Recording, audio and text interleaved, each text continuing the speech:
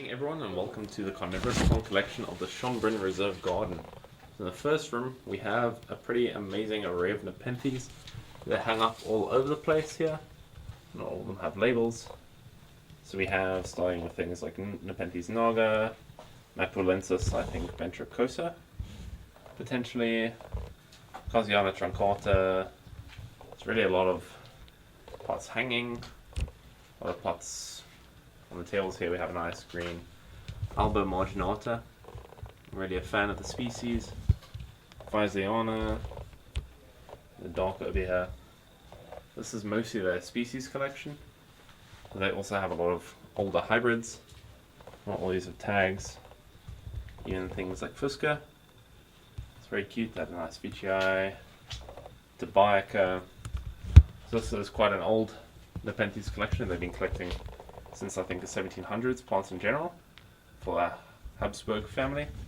If you come around here, there's nice bigger plants like Anervis, Cross ventricosa, Rafflesiana over here. I don't see any pictures at the moment. This one is a nice big Miranda, so a lot of the older cultivars, there's actually a massive Miranda on the other side. You can see some of the bigger plants in the background. There's a lowland hybrid, Henriana, and all over the shade house. Actually, instead of shade netting, they have slats on the roof. They have ventilation. They don't really have any evaporative cooling, so it gets quite hot in here in the summer, and I guess quite a bit cooler in the winter. So we go through here, we get to their Sarracenia collection, which is extensive. The garden has some of the older Sarracenia hybrids in cultivation. I do not know Sarracenia too well, so I cannot tell you everything. These are absolutely incredible mature plants. So they're growing these in stone concrete table trays lined with plastic. I also have a few tricularia over here, but with the temperatures reaching over 50 degrees in the summer, it's a bit hard to grow algae. I'm not sure which species this is. It says Tricularia gibba, so it's most likely that one. Take through some of these really beautiful purpureas and hybrids. Have some species. They also have some Drosera, like Carnivorous Drosera up here on the shelf. So they have these shelves to add more vertical space, which I think is quite clever. They use a glass with aluminium U-channels or steel U-channels to hold it. And we have even more and more and more and more. I like these veiny hybrids that I have over here. And when you get into the last room, you have the Pinguicula collection. So this I adore. I've been told they do well in clay pots. It seems this is really proof. We go through all sorts of beautiful plants, such as this Marinensis. This is probably my favorite ping of the collection, Esseriana cross Laxifolia. There's some really nice, just pure Esserianas, amongst many other species. Gypsicola is also particularly beautiful. It's a plant I don't yet have, and hope one day to collect. Some small Drosera, Epiphytic Tricularia on this side. And surprise, surprise, more Sarracenia. This is an overflow because they don't have enough space. This is quite a bit of a darker growth space, so they're not happy. Lots of penny warts over here. Some nice, massive Rockinia reducta.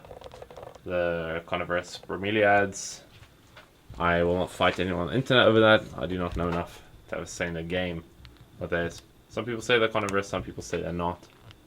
It's a very, very busy topic online. There are more hybrids, more purpureas, this lovely glass house. If we go back into the second room, we have more Drosera.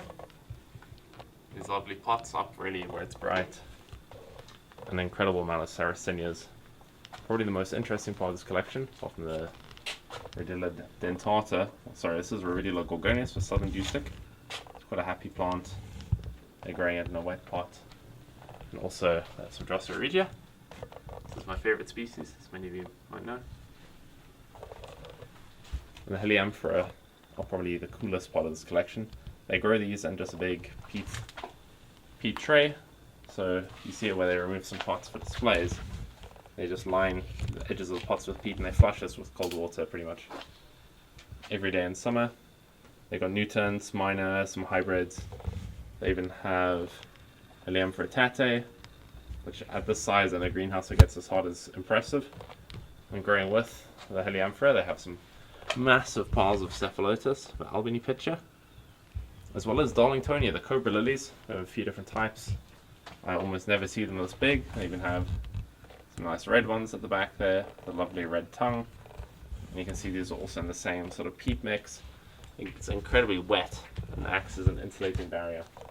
And also of interest here is one of the oldest Sarracenia hybrids that still exists in cultivation, Sarracenia charlestonii. It's purple rare by Rubera. It was developed in about the 1880s here at Schonbrunn. So it's almost 150 years old, this cultivar, and they still have it growing. They have a lot of other historical cultivars here in this collection, and some of the older ones they've been recreating that have been lost to cultivation.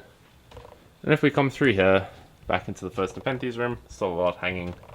They also have a collection of aroids and plants and other things I don't know much about in this kind of sliding door.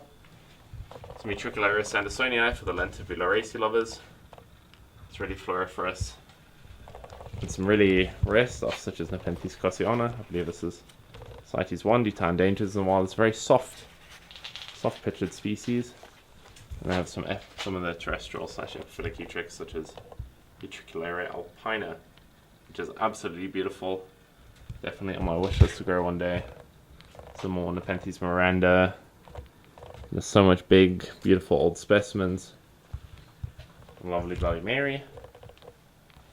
And probably the biggest picture I've seen in here is this Miranda, the typical hardware store Nepenthes, grown to perfection. So with that, that's a quick little 7-minute tour of the Carnivorous plant collection of the Schonbrunn Botanical Garden. I'd just like to thank Manfred for showing us around. We have some amazing tours of the garden as a whole, and especially his playground here, the Nepenthes collection. So until next time, happy growing.